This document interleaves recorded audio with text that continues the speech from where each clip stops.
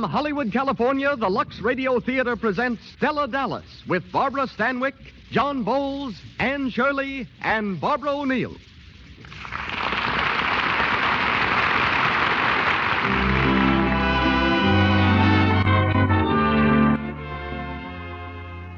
Lux presents Hollywood. It is your loyalty to Lux Toilet Soap that makes this program possible, which tonight stars Barbara Stanwyck, John Bowles, Anne Shirley, and Barbara O'Neill in Samuel Goldwyn's superlative screen production, Stella Dallas. You will also hear T. Keith Glennon, operations manager of Paramount Studios, and music under the direction of Louis Silvers. And now, the producer of the Lux Radio Theater. Ladies and gentlemen, Mr. Cecil B. DeMille.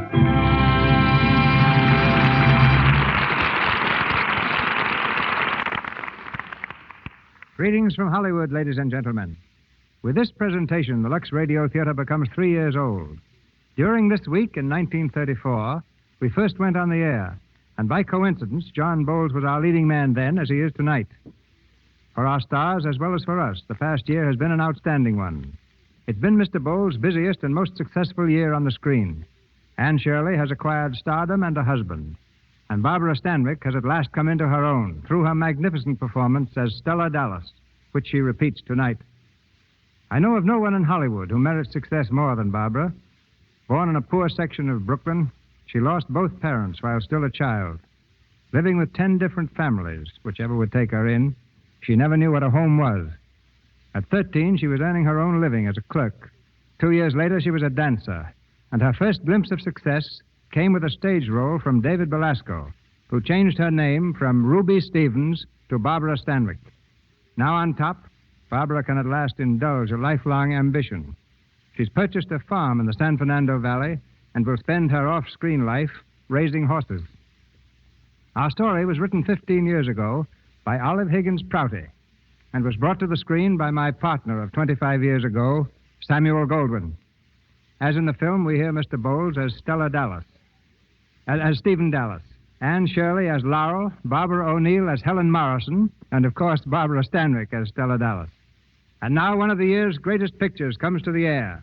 The Lux Radio Theater presents Stella Dallas with Barbara Stanwyck, John Bowles, and Anne Shirley.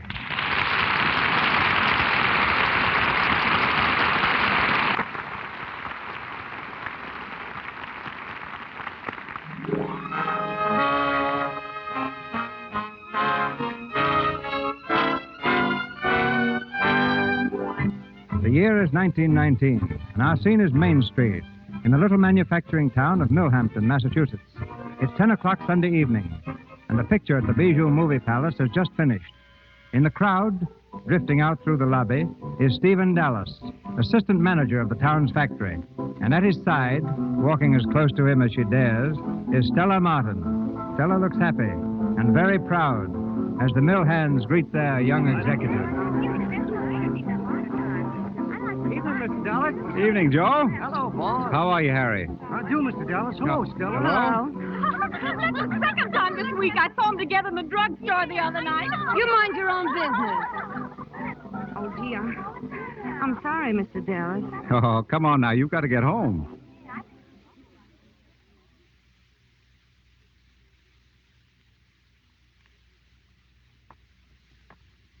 Do you mind our being talked about, Stella? Mind? I mind? Oh, no, it's just that... Well, I can't believe you like seeing me when you could be out with all the swells. Oh, but I want to be with you. I like being with you. Oh, could I take your arm? I mean, is that all right? Is that considered Well, of course it is.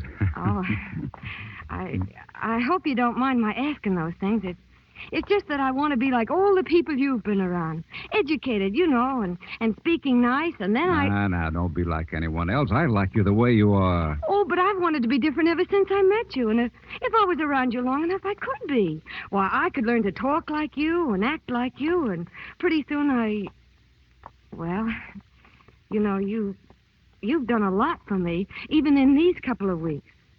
You've done a lot for me, too, Stella. I was very lonely the day you walked into my office. Lonely? Yes. I don't know how much you know about me, but... Oh, I know your society. I mean, you... You mean I used to be. Yes, and your father died. I read about it in the newspaper. Dad didn't die. He committed suicide, Stella. Oh. He went broke and he couldn't stand it. That's when I came here to start all over again. I guess that was in the papers, too. Mr. Dallas, Yes?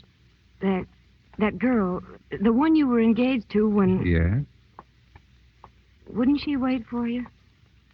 She would, if I'd let her. But I couldn't do that, could I? She was married just 2 weeks ago.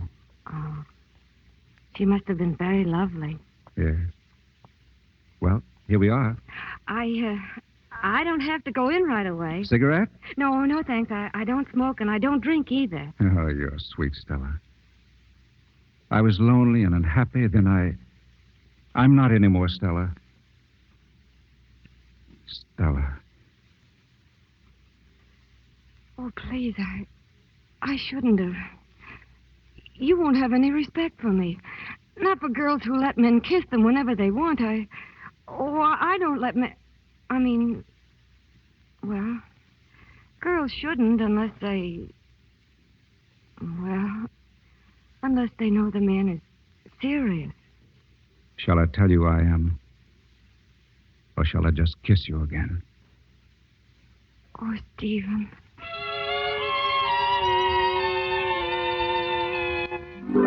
It's in the paper. Stephen Dallas weds Millhampton girl. Gee, wouldn't you just know she'd hook the business? What do you know about this? Mr. and Mrs. Stephen Dallas were just admitted to membership in the River Club. Flying kind of high. Boys at the mill are congratulating the Stephen Dallases on the birth of a new baby girl. Well, the popular new manager and Stella Martin were married a year ago.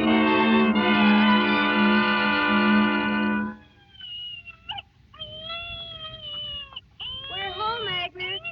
Oh, my, you sure is, honey. What does she look like? Let me see who. Oh, let the nurse take her inside, Agnes. You'll have plenty of time for that later on. Yes'm. This here way, Miss Nurse.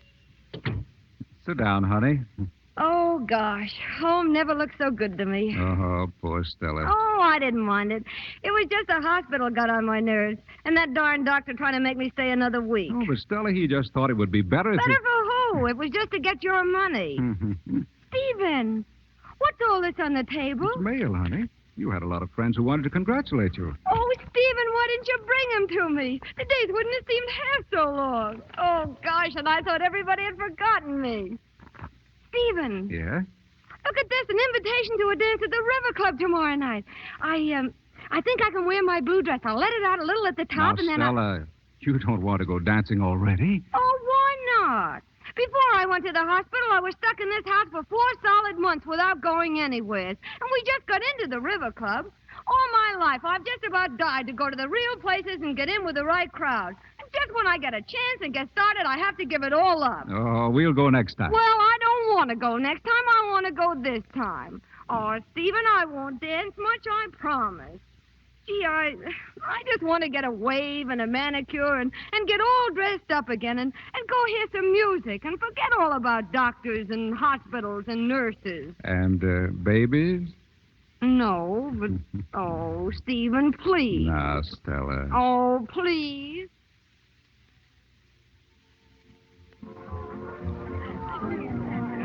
Who is that dancing with Mrs. Dallas, Stephen? I really don't know. He's very good. Who is he, Joyce? His name is Munn. He has something to do with horse races. The girls invite him over for golf, and he gives them tips. Oh, I see. Why, you're a wonderful dancer, Mr. Munn. Well, if I'm any judge of horseflesh, you don't take a mean leg yourself. Say, how did you come to get hooked up to that crowd at your table? Oh, there's some business friends of my husband. Business friend? Uh-huh. What is he, an undertaker? Oh. Say, Stella, why don't you get him to ditch that bunch of mothbacks and come over and join us? Spencer Chandler's table? Why, we don't even know him. Well, that won't take long. Do you know what he said after our first dance? No, what? He said, Ed, he always calls me Ed. Uh-huh. He said, Ed, you can pick winners on a dance floor better than you can at a racetrack. Yeah? Oh, go on. Don't red apple me. Oh, no, on the level. Come on, I'll prove it to you. Wait. I'd have to ask Stephen first. Oh, forget it. Hey, Spence. Sit down, Munn. Spence, I want you to meet a friend of mine. Stella, Mr. Chandler, Mrs. Dallas. How do you do? How do you do? Say, Spence, I want you to prove something to her for me. Didn't you say I could pick 'em on a dance floor as good as I can on the track? Yes, but I wouldn't feel too flattered, Mrs. Dallas. Munn hasn't given me a winner in over a month. Won't you sit down? Thank you. Or would you rather dance? Why, yes, I guess I would. Fine. Well, Stella. Oh, Stephen, come here. Stephen, this is Mr. Munn. Pleased to meet you. And Mr. Spencer Chandler. How do you do? How do you do? Mr. Chandler just asked me to dance. You don't mind. I'm sorry, Mr. Chandler. My wife's just out of the hospital. She ought to be home in bed. And that's where she's going. We'll hurry then. Come on, Mr. Chandler. Stella. Hey, Dallas, you wouldn't like to sit down and have a little snifter, would you? No, thank you.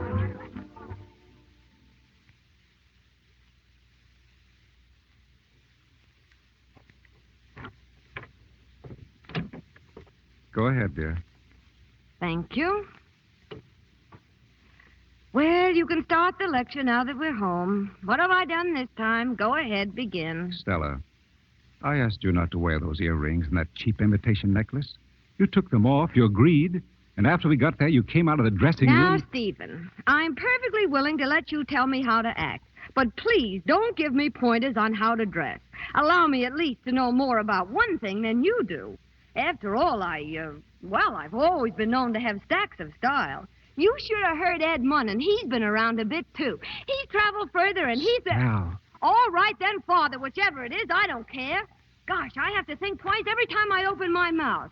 And Spencer Chandler didn't seem to have to turn the other way either. And he only happens to be one of the Chandlers. Stella, please, don't say things like that. Remember, you're my wife now. Oh, and can't look at another man. That isn't the point at all. Oh, that's a laugh. An affair between Spencer Chandler and I. Well, I am coming up in the world. Stella, won't you try to understand? The fake jewelry's not important. None of these things matter in themselves. But what's to become of us? That is important. Yes, Stephen. Stella, why did you marry me? Oh, because I was crazy about you, silly, and I still am, only you just don't seem to ever Once, a long time ago, you said you were crazy to learn everything, become someone, didn't you? Yes, Stephen. Please listen to me. I'm only telling you this because I love you. Stella, the firm wants to send me to New York to handle the sales department there. I want to go, and I want to take you with me. But I want you to make an effort. I want you to try to be, well, what you wanted to be. Give up a few things for me and try to adapt yourself. Adapt myself? Give up a few things? Well, what have I been doing ever since I met you?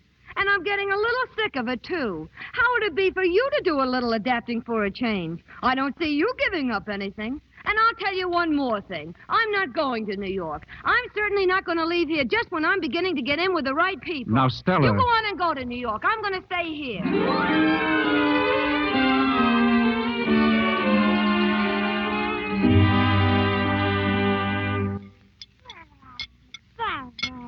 Hey, cut it out.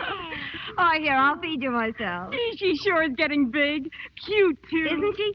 You know, Carrie, I used to think girls at the mill were crazy when they got married and right off the bat started having kids. But honest, Stella, would you want any more? Sure, if I could have another one like her. Gee, she's been a regular pal to me. You know, since Stephen's been away in New York so much, I hardly know I have a husband. Why, he's only been home 3 times this summer. And then it was only on account of her. He's crazy about her. And who wouldn't be? Now, who's that? Edna? Oh, where is that girl? All right. Hi! Why, Ed Munn! Well, is that all the welcome I get? Ed, of all people! Oh, gosh, I'm glad to see you. Well, I'm glad to see you. Come in, come on in. Thanks. Stella, this is my friend Charlie. You remember Charlie? Yeah, how are you? Hi. Come on inside. Hey, Carrie, look who's here. Well, for heaven's sake! Hello, Carrie. Hello, Ed. Hello, Charlie. Hi. Well, will you get a load of that kid? Has she grown or am I crazy? Oh, Lolly, darling, you remember Uncle Ed, don't you? Well, I remember you. You want something to drink, Ed? Sure. And if you don't mind, I'll peel this coat. Yeah, go ahead. You still play the piano, Charlie? Yeah, I guess so. Hey, where you been hiding, Still? I haven't seen you. Oh, gosh, Ed, I haven't been out of this house for 2 months. Huh? You been sick? No, but, I don't know. I don't seem to get any fun out of a good time anymore. All the time I'm out, I'm thinking of her and what she's doing and how soon I can get back to her. Well, here's hoping I'll always be around at the right time. Oh. Say, can I pick the kid up? Yeah, go ahead. Oh, ho, ho. Come on, dear Uncle Ed. That's a girl, Laurel. Come on. Well, what's the matter? Ain't you got a great big smile for Oh, Uncle of Ed? course she has. Come on, darling. Smile for Uncle Ed. Come on. Yeah. Edna. Come on, Lolly, darling. Smile. Look at those noses. Look. Edna, who was it? Edna! It's Mr. Dallas, ma'am. Hello, Stephen. Hello, Stella. Oh, you remember Mr. Munn How do you do? and Carrie Jenkins? Oh, how do you do? How do you do? Well, I think I'll be getting along. Oh, all right. That's a fine baby you got there, Mr. Dallas. Thank you, I think so. I got to be going too, Ed. Me too. Just a minute. I'll see you to the door. Forget it. We won't get lost. Well, so long, Stella. Bye. Goodbye, Mr. Brown. Well, Stephen, sit down. Stella, I can't have our child living this way. Oh, what's wrong this time? It's not just this time. It's every time I come. What do you mean? Because there was a couple of drinks? Well, what's wrong with that? Coming in here with that icebergy way of yours. I'm sorry. I didn't mean to be rude, but she's my child, too, and I won't have this. I haven't wanted to take Laurel away from you, but if Take you... her away from me? What are you talking about? Here, darling, come to your How daddy. dare you say such a thing? Give it to me. Stella. Give it to me, I say. Stella, please, you Watch mustn't out, do you're this. hurting her. Get out of here. Stella. Get out, I say.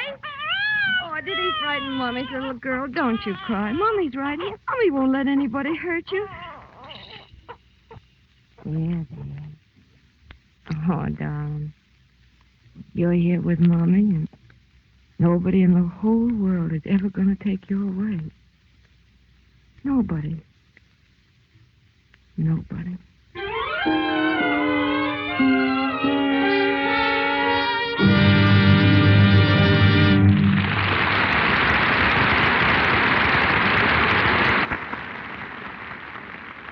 Before continuing with Act Two of our play here in the Lux Radio Theater, let's drop in for a moment at the publicity office out at one of the major studios.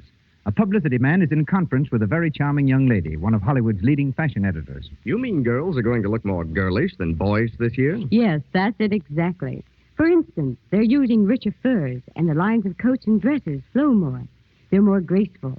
The whole idea is to create a softer effect. Oh, I think that's a lot of rot. Men don't want women to be soft anymore. They want them to be able to take it. That may be so, but they do want them to look soft. They want women to wear pretty clothes, keep their hair nicely waved, and to have lovely, soft skin. You men are very demanding, you know. You're certainly right on complexion. I saw a woman around here yesterday. She had beautiful clothes. Even the hat wasn't bad. But I couldn't go for that complexion. I feel awfully sorry for a woman like that.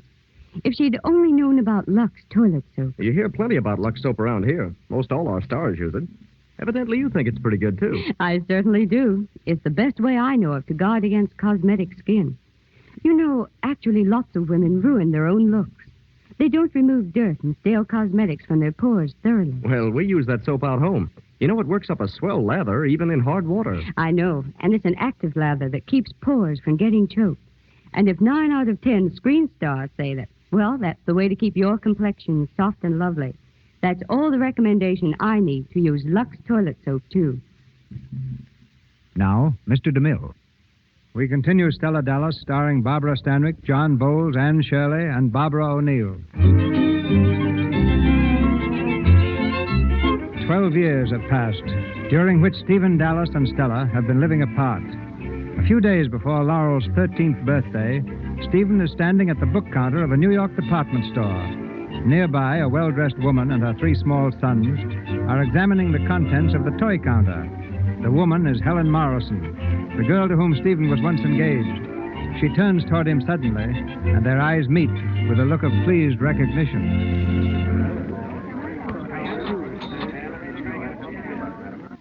Stephen. Helen. Oh, Stephen. I'm so glad to see you. Oh, and you. Oh, boys, come here, come, please. Stephen, these are my sons. How do you do, young gentlemen? How do you do? Oh, this is Mr. Dallas, whom your mother has known for such a long time. John. How do you do? Lee. Lee? How do you do? And Cornelius. Cornelius? How do you do? Con. He doesn't like to be called Cornelius. I do, too. It was my father's name. Was. Oh, Con is the man of the family now, and he looks after us all so beautifully. His father would be very proud. That's splendid. Nothing but the finest care in the world would be good enough for your mother. But, Stephen, tell us about you. What are you doing here? Well, if you mean New York, I'm in business here. If you mean the store, I'm here buying birthday presents for my daughter. Your daughter? Mhm. Oh, Stephen. Wait a minute, I have a picture here of her. Here it is. Oh, she's lovely. When may we meet her and her mother? They're not here. You see, Laurel goes to school up near Boston, and her mother spends all of her time with her. Oh, well, I have so many things to hear and to tell. Can you have lunch with us? Well, I should be back at the office by now. Oh. We'd be glad to have you, Mr. Dallas, if you don't mind carrying your own tray. John's been saving up for a whole month in order to take us out for lunch. Really? It's his treat. How about it, Mr. Dallas? Yes, Stephen. Well, I guess I can't refuse an offer like that. No. Oh, Mr. Dallas. Come on, fellas. If you run short, John, I'll lend you a couple of dollars. Gee, thanks.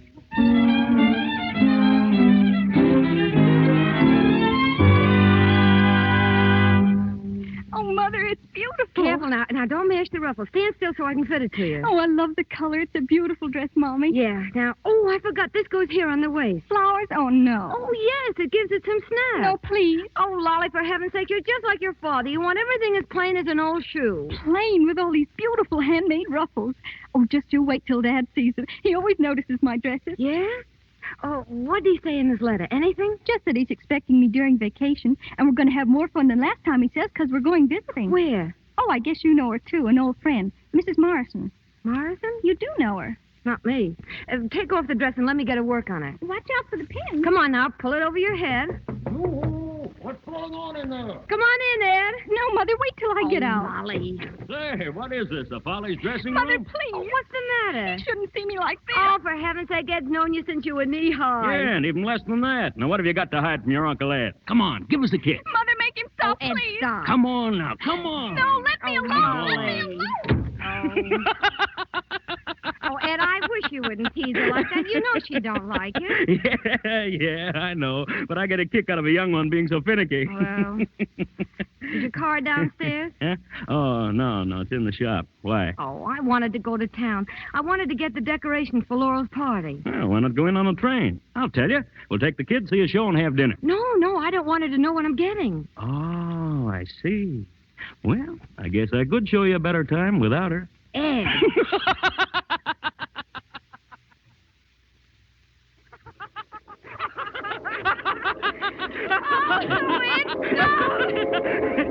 You see those two old dames when I put the itching powder on? Stop it, Ed. You're killing me.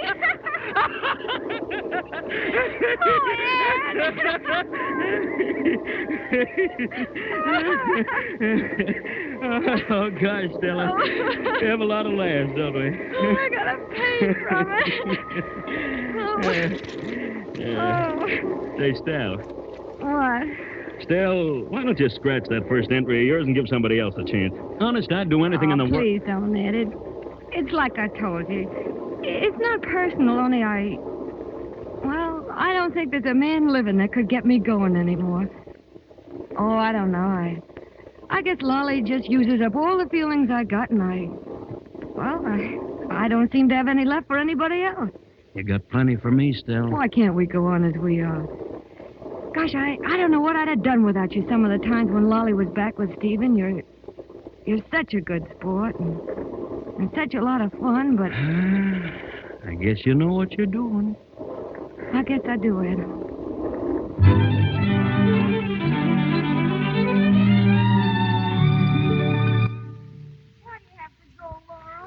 Laurel must go back to school, dear. The car's waiting, Laurel. I'm ready.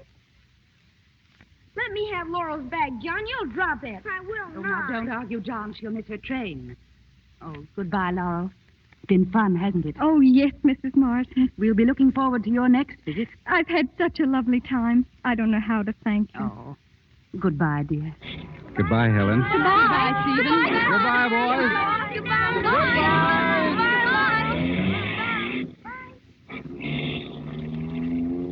Oh, Daddy, aren't they the nicest boys? I think so. How did you like Mrs. Morrison? I think she's the loveliest lady I ever knew. Do you, Laurel?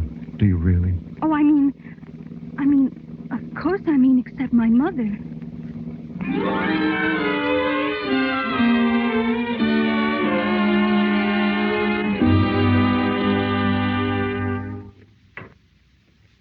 Come on, Lolly. Oh, gee, it's good to have you home again. Oh, I missed you too, Mom. We'll leave the bag here for a while. Oh, Gladys will take it. Gladys! Oh, she's not here anymore. Let her go. Mother. Well, what did I need with a maid around? Oh, Mommy, you shouldn't have. Besides, I was glad to have something to do to help pass the time away. You know what I did, Lolly? What?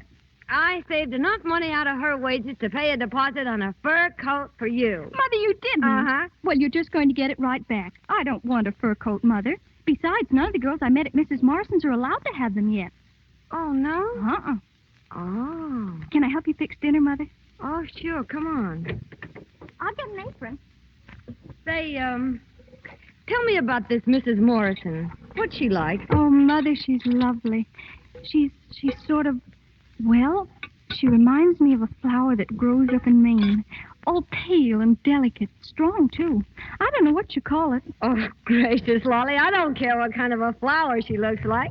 Is she tall or short, dark or light, fat or thin? How old is she? Well, she doesn't seem to be any special age. You know, she's like one of those goddesses in my mythology book that way. Oh, come on now.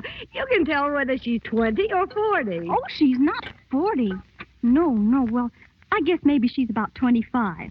Ah. And, how did your father happen to meet this goddess? No, Mother, it's like a story. Con told me all about it. Con? Uh-huh. Is that her husband? Oh, no, he's dead. Dead, is he? Well, that's convenient. Oh, no, it isn't. It isn't a bit convenient. Because when Mr. Morrison died, he left a whole lot of houses and horses and lots of money and things, and Mrs. Morrison has to look out for them all by herself. You know, she said she wouldn't know what to do without Father to help her and advise her. Yeah, I can just imagine. Oh, I just remembered. I've got some snapshots of her. Oh, no, Lolly, I just want to look at you. Oh, but, Mommy, I want you to see her. She's so beautiful. Oh, Lolly. You'll be crazy about her. her. Not now, Laura. We'll look at the snapshots after. This is one of me and Con. Yeah, hand me that bottle of hair bleach, will you? Here. And look, this is Mrs. Morrison. You know, the funny thing about her is she's not only beautiful when she's all dressed up, but even when she wakes up in the morning. Yeah? Well, with her money, she don't have to worry about her looks. Say, are those real pearls she's got slung around her neck? Mommy, look what you're doing. What? You're getting the bleach all over her picture. Oh, I didn't mean to, Lolly. I'm sorry. Oh, give it to me. Give it to me. Lolly, I'm sorry. Oh, Mother.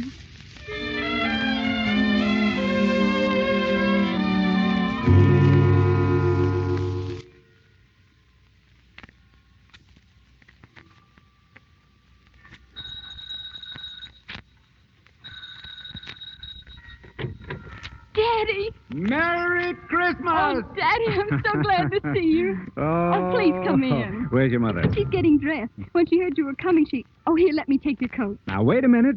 This package is for you. Oh, thank you. I'll put it right under the tree. Say, that's a beautiful tree, all right.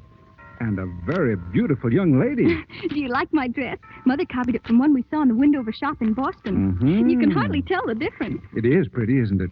It was my best present. Oh, Till you came, Dad. You darling.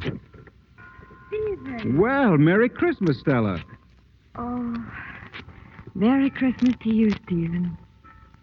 Oh, it's good to see you again. It's good to see you. Sit down. Thank you. The place looks awfully nice, Stella. You go to dinner with us? Well, darling, I came to ask your mother a favor. Stella, I was wondering if you'd let me have Laurel for the holidays this time. I've never had a place for her before, but this time we have an invitation to spend it with the Morrisons. Oh. Well, would you like to go, Lolly? Yes. Oh, I mean, that is... Oh, I think it would be lovely. When would you want us, Stephen? Well, my train leaves in an hour, Stella. I was hoping I could take her back with me. Today? Oh, no, not today. I couldn't, Father. Mother and I had something all planned. Well, yes, we did, but, we could do that anytime. Well, all right, come on. We'll have to hurry.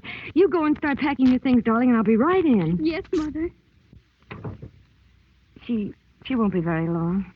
Stella, I'm awfully sorry. when I see all you've done here and you did have plans, I didn't realize it. Oh, it wasn't anything really. We were just going to a show and dinner at the Bonton. Oh, this will be a real treat for us. Oh, it's been so long since I've seen you. How have you been? Well, thank you. And you? Oh, fine. That's good. It's too bad your train leaves so early. Stella, I've been thinking. I don't know why it didn't occur to me before, but there's no earthly reason in the world why you should spend a day all alone just because I've been selfish and thoughtless. There must be a later train. Oh. Where's the telephone? Shall we call and see? Oh, yes. Please. The phone's out here in the hall. Let me see now. Oh, here's the number. Beacon Hill 3700, please. Hey, Ed. I fooled you, didn't I? You put me out of the back way, and I went all the way around and came right in here. Oh, Ed. Say, listen, just where is all this company that I'm being kicked out because of? Because I'm going to tell you this. Oh, I beg your pardon, Mr. Dallas. I guess... Oh, gee, I'm sorry, Stella. I didn't mean to... I guess, well, I guess I'll go now, Mr. Dallas. I'll go. He had a little too much Christmas, I guess. He was here a little while ago and brought a turkey, and I had a terrible time getting rid of him. What did you find out about the train? Stella, I'm afraid it would be too late. Oh, I see. I'm all ready. Was I very long, Dad? Not at all, darling. Goodbye, Stella. I'll take good care of her. Goodbye, Stephen. Goodbye, Mother. Bye. Oh, thank you for letting me go. Merry Christmas, Mommy. Goodbye. Lolly. Oh, Lolly.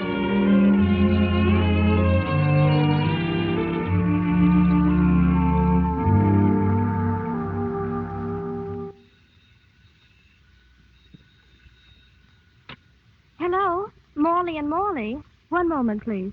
Excuse me. Yes? I got an appointment with a Mr. Morley, a lawyer. He wrote me, Stella Dallas. Oh, yes. This way, please. Mrs. Dallas, Mr. Morley. Oh, come in. Won't you sit down, please, Mrs. Dallas? Yeah. Mrs. Dallas, I wrote you a letter, and in it I stated... You don't have to tell me what you stated. Just tell me what you meant. Mrs. Dallas, it's only natural to suppose that you should wish to legalize your position. Legalize my position? Well, I've got our marriage license. Look here, Mr. Morley, what are you trying to give me? Your freedom. A divorce. Mr. Dallas feels, and I can readily understand why, that you might wish to remarry. Remarry? Listen, Mr. Morley, let's get down to brass tacks. I haven't the slightest idea of ever remarrying. Now, it don't happen by any chance to be Mr. Dallas who wishes to remarry, does it? Well, assuming for the moment that it does, surely you could have no objections. Your allowance would be the same. As a matter of fact, Mr. Dallas might even be able to increase the amount he's sending you. I don't want any increase. Let him keep it and let me keep my daughter. Mrs. Dallas, Mr. Dallas has no intention of any change regarding your daughter. Oh, he hasn't. Then what's he been trying to win her away for? Taking her to fine hotels, country places, townhouses, making her dissatisfied with the kind of things I've been giving her. Does he think I don't see what he's after? Well, he'll never get away with it, and I'll tell you why. Because I'm going to give her the same things. Everything her heart's been set on. Fine hotels, fancy friends, she's going to have them all. Only I'm going to give them to her, and he's going to pay for them. And if he's got any extra increases, he can just hand them over. And if he don't, maybe I'll get a lawyer and bring in the name of that highfalutin widow. But, Mrs. Dallas... I won't keep you any longer, Mr. Morley. Thank you very much. Just see that the check is mailed to the same place. That's all the benefits I want.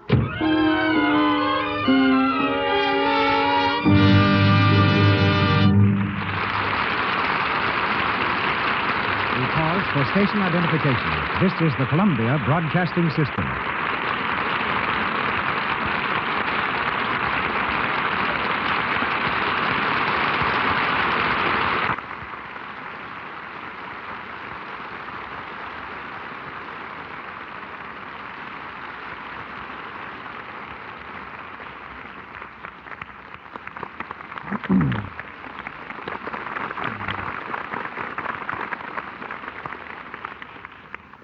In this pause between the scenes of Stella Dallas, we take our weekly glance into things intimately Hollywood.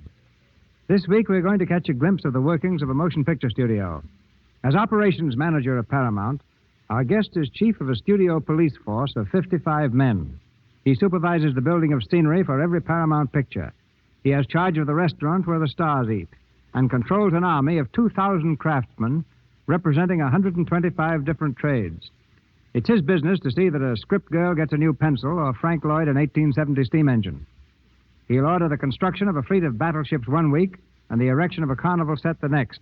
He's a practical magician who sees that studio ideas become realities.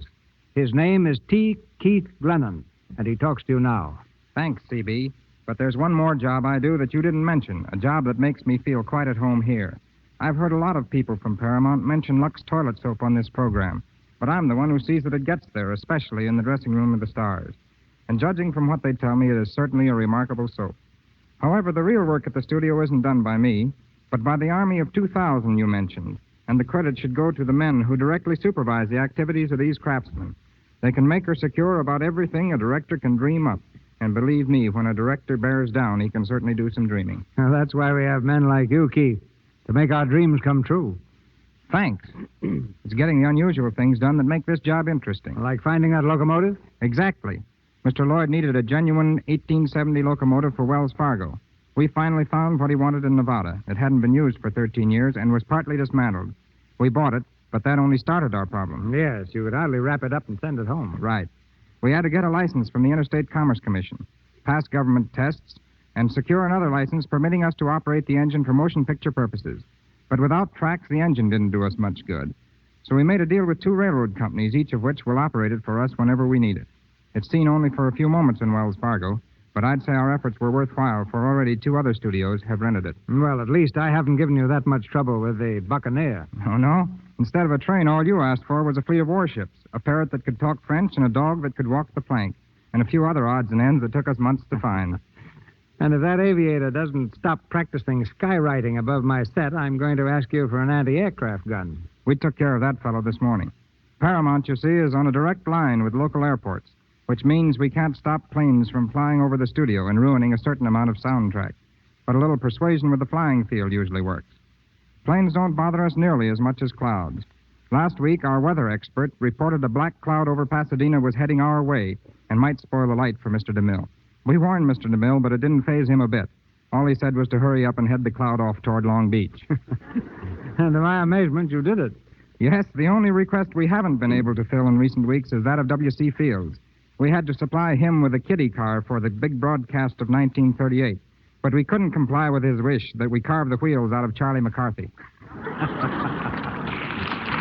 night, Pete. Good night, thank you.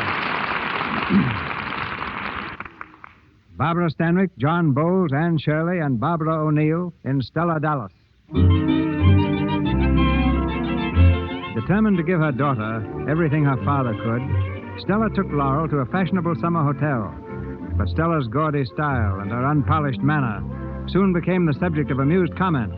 Laurel asked to leave. On the night train bound for Boston, the unsuspecting Stella lies awake in a lower berth, listening to Laurel stirring restlessly above. Some girls from the hotel come in from the adjoining car.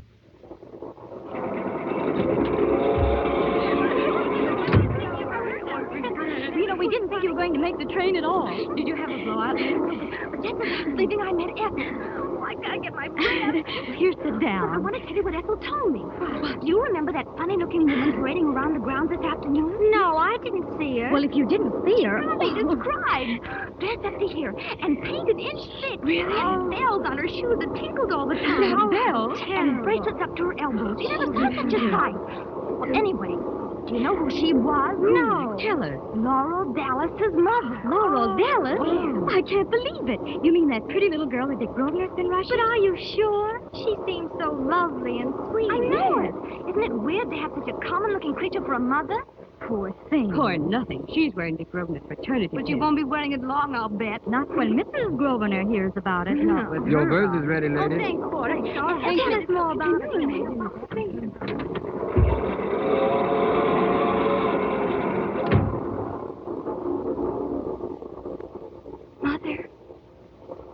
Mommy, are you awake, Mother? What? Have you been awake? Me? No. I've been sleeping like a log. Oh, Mommy, it's so lonely up there. I want to come down here and cuddle with you. Sure, honey. Sure, darling.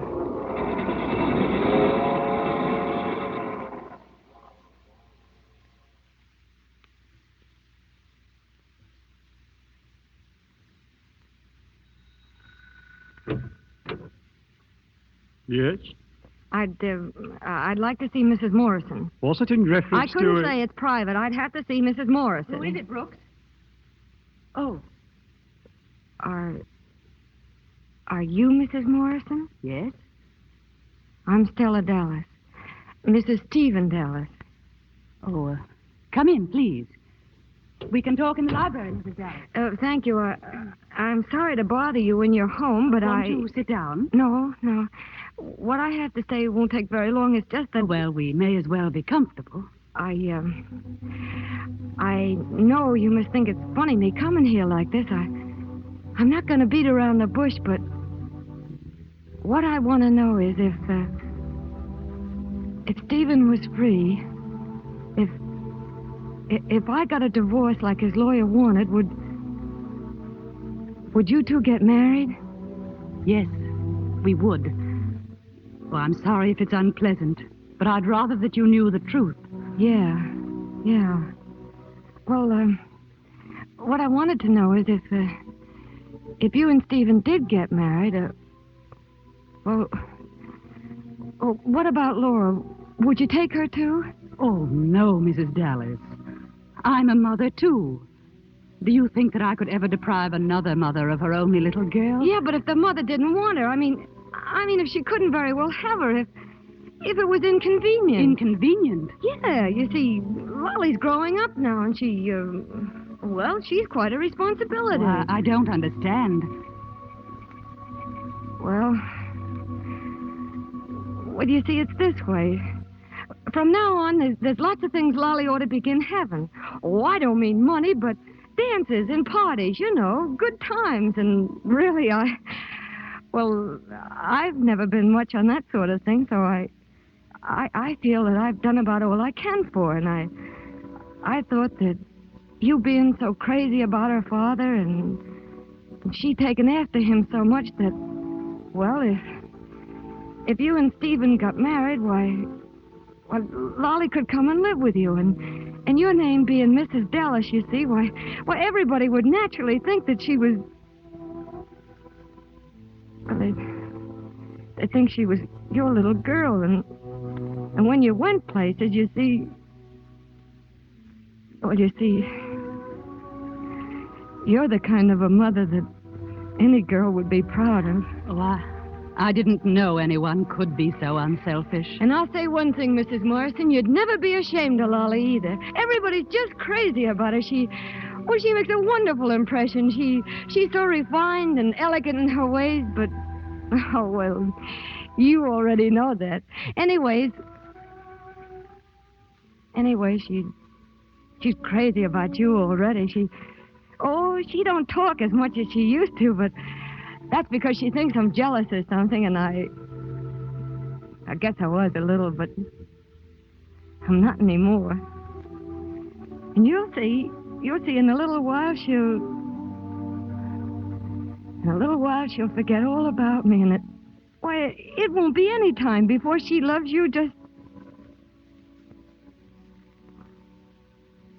like you were her real mother. And, oh, Mrs. Morrison, she's so wonderful, you don't know. Oh, I do know. And I know that it hasn't come only from her father. I have to go now. Lolly doesn't know I've come, and I don't want her to yet. She's awful funny underneath, and I've thought it all out. It'll be better to just let her come for the visit here like always, and by that time it'll all be over. The divorce, I mean, and then you can break it to her. It'll be easier that way.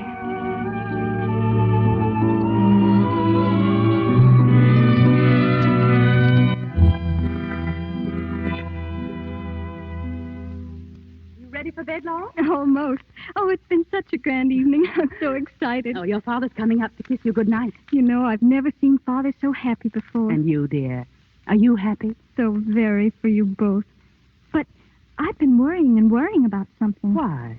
What could possibly be worrying you? Well, I don't know what to call you. Oh, that's all. I'm glad. Because I have something that I want to tell you, which I hope will make you just as happy as it has me. From now on, Laurel, you're going to be one of us, really, dear. You're going to be a member of this family like Con and Lee and John. They're your brothers, and this is going to be your home as much as it is theirs. This my home? Yes, dear. You're going to live with us. Live here? Yeah, the house in town, wherever we are. Does it make you happy, Laurel? Oh, yes. It makes me very happy to know that you want me because, oh, I do love you all so very much. But I couldn't leave my mother. Oh, you won't be leaving her, Laurel. Do visit her whenever you like. Oh, no, I couldn't. Thank you ever and ever so much, Laurel, your mother, well, your father, all of us who love you, feel that now that you're getting older, there are many advantages that we can give you. I know, and I do thank you, but I'm sorry. Father. Yes, dear? Father, you don't mean you thought that I could ever live anywhere without Mother? Well, darling, you lived without me. Your mother and I are just changing places for a while, that's all. Isn't it fair for me to have a little of what she's had all these years? But that's different, Father. You know it is. I've been with Mother all these years because I needed her, and now she needs me, and you need me less than ever. Oh, Laurel, don't say that. I'm sorry, Laura, if you don't see that what we've planned is for your good. We thought it would make you happy. Your mother and I have decided upon what we thought would be best for you. My mother, does she know? We both feel that this should be your home for a while, at least. Oh, I'm sorry, Father, but please understand. My home will be with my mother as long as I live. No, darling. Stephen. Laurel, you don't understand, dear. This was all your mother's idea. She planned it herself. She came to see me, and we talked it all over. My mother came to see Yes, you? dear. When did she come? Well, I don't know. Was it just after we got back from the hotel? Well, I believe it was, but... Oh, my poor mother, my wonderful mother. Oh, she wasn't asleep. She heard what those girls said.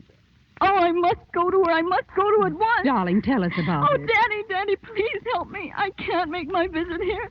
I want to go to my mother. Don't, dear, don't.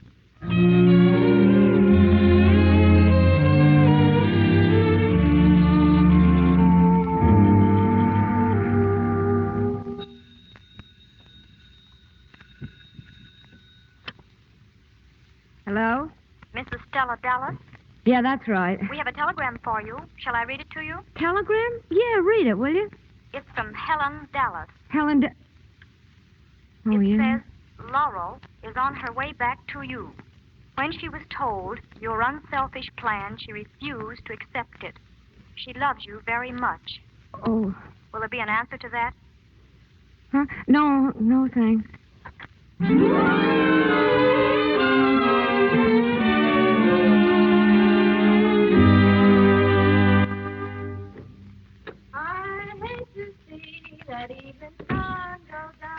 Mother! Molly! Whatever brought you back? Oh, I've been waiting here all afternoon. But I thought... Oh, Mommy, how could you think? As if I could ever live anywhere except with you. Oh, I thought you'd like it for a while. No, really, you always seem to have such a good time with your father. Oh, yes, but good times. Oh, they aren't what make you belong. It's other kind of times. It's when you've cried together and when you've been through things together. Oh, that's when you seem to love them most. It's different when... But didn't they send the telegram? They said they would. Oh, most likely they tried to deliver it and I was out. I've been on the go ever since you left. Here, put these flowers in water for me. Oh, they're lovely. Yeah, from an old admirer. Ed Munn blew into town, and I've been stepping out with him for a change. Ed Munn? Yeah, and I'll put him in water. I want him all fixed nice when he gets here. Mommy. Well, are you going to do it or aren't you? You don't mean that you and Ed Munn? Oh, Lolly, give him to me. What's the matter with you? You stand there like you was watching a funeral or something. I got a couple of new records after you left. You want to hear them? Oh, boy, I don't like that one. Oh, Mother, stop it! Lolly, what did you do that for? Oh, Mommy, don't you remember? A long time ago we said, and you promised about him. Oh, Lolly, I know what you're driving at. Now let me tell you something. I Well, I've spent the best years of my life on you. A woman wants to be something else besides a mother, you know. Well, you will know when you get grown up. You can't explain everything to a child. Now go on, run along. Well, what are you waiting for? Go on. All right. All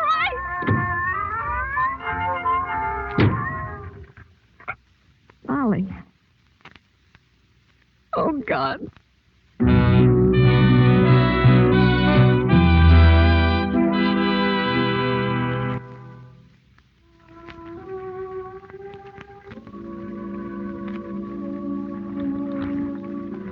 Miss Laurel Dallas, daughter of Mr. and Mrs. Stephen Dallas, this evening becomes the bride of Mr. Richard Grosvenor III in a ceremony to be held in the Fifth Avenue home of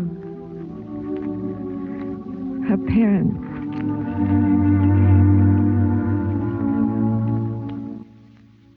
Brooks, is everything ready? Yes, ma'am. Oh, but those curtains, Brooks. I told you they weren't to be drawn. Open them, please. I beg your pardon, ma'am. But if the wedding is to be held in this room... Well? It makes it a bit public, ma'am. Perhaps. But I want those curtains open, please. Very good, ma'am. Helen, Yes, dear? is that for her? Yes. She'll be out there, watching from the street. I know she will. You're sweet, Helen. I've got to go see Laurel.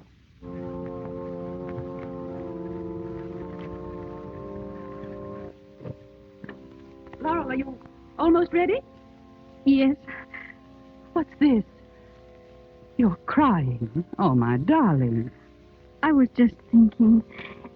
I never really thought that my mother... Oh, I thought that she would read about the wedding.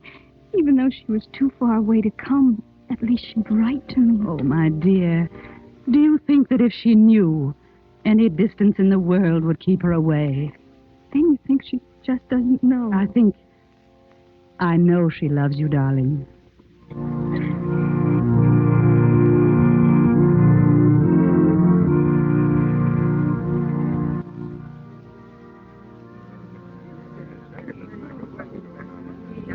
Look, there's a window. You can see the whole thing. Front row seats, huh?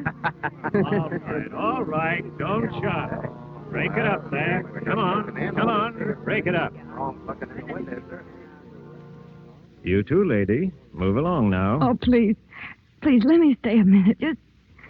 Just let me see her face when he kisses her, please.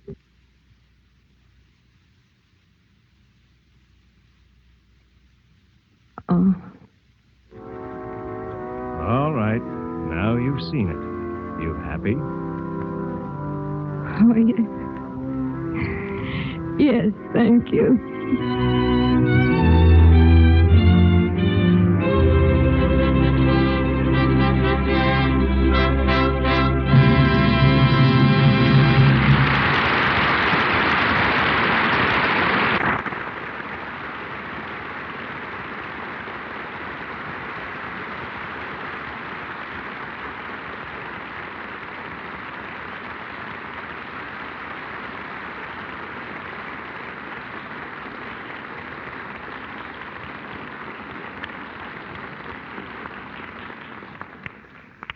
Ladies and gentlemen, our play has ended, but our stars return with Mr. DeMille in just a moment. We just want to mention those who so ably made up tonight's cast. They were Lou Merrill as Ed Munn, Bruce Satterley as Cornelius Morrison, Jack Egger as Leo Morrison, Dickie Jones as John Morrison, Wallace Roberts as Mr. Cooper, Sada Cowan as Mrs. Cooper, Hudson Fawcett as Mr. Chandler, Grace Kern as Carrie, James Eagles as Charlie, Teresa Harris as Edna, Frank Nelson as Mr. Morley, Elia Braca as Secretary, Margaret Brayton as Lynn, Joan Taylor as Doris, Margaret McKay as Telegraph Girl, Mary Lansing as a Mill Girl, Ross Forrester as Pullman Porter, and Alexander Lockwood as a policeman. Miss Stanwyck, whose next picture is Breakfast for Two, appeared through courtesy of RKO Studios, as did Miss Shirley. Another hit film from this studio is Stage Door, starring Ginger Rogers, Katharine Hepburn, and Adolphe Menjou. Mr. DeMille is from Paramount, where John Bowles is now filming The Yellow Nightingale. Louis Silver's 20th Century Fox, where he was in charge of music for Lancer Spy. Stella Dallas will soon be heard on the air in serial form. Back now to Mr. DeMille. Once again, the curtains part for our stars, Barbara Stanwyck, John Bowles, and Anne Shirley.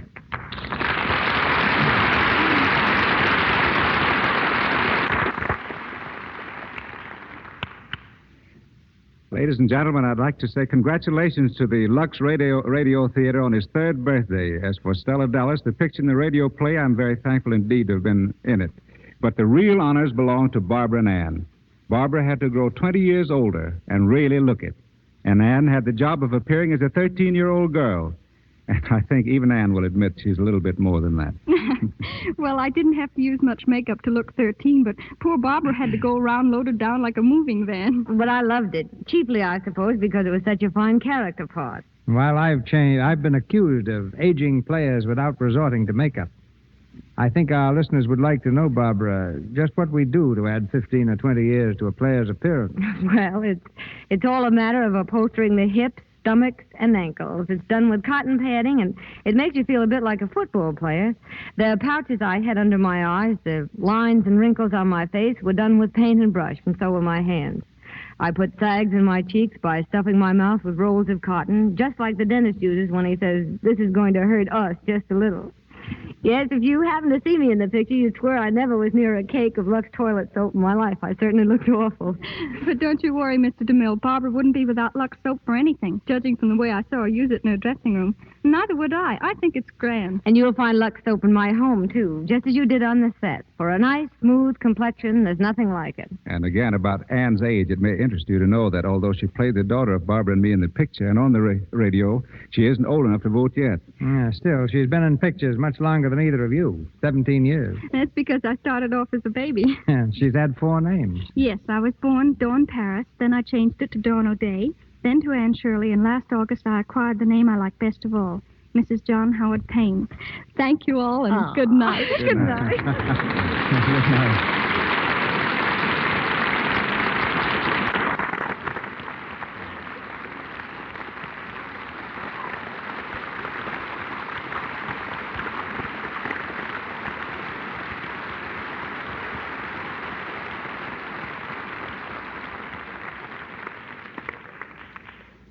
And now a word about next Monday night. Picture a young husband. Picture a young husband who quits his job to turn writer. A young wife who becomes a dancer in order that he may eat while waiting for success. Then you have the premise of that sophisticated comedy of modern times, Up Pops the Devil. One of our brightest hits when it played on Broadway, and a great success on the screen.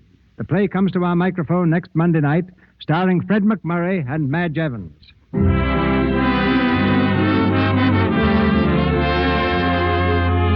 Our sponsors, the makers of Lux Toilet Soap, join me in inviting you to be with us again next Monday night when the Lux Radio Theater presents Fred McMurray and Madge Evans in Up Pops the Devil. This is Cecil B. DeMille saying good night to you from Hollywood. This is the Columbia Broadcasting System.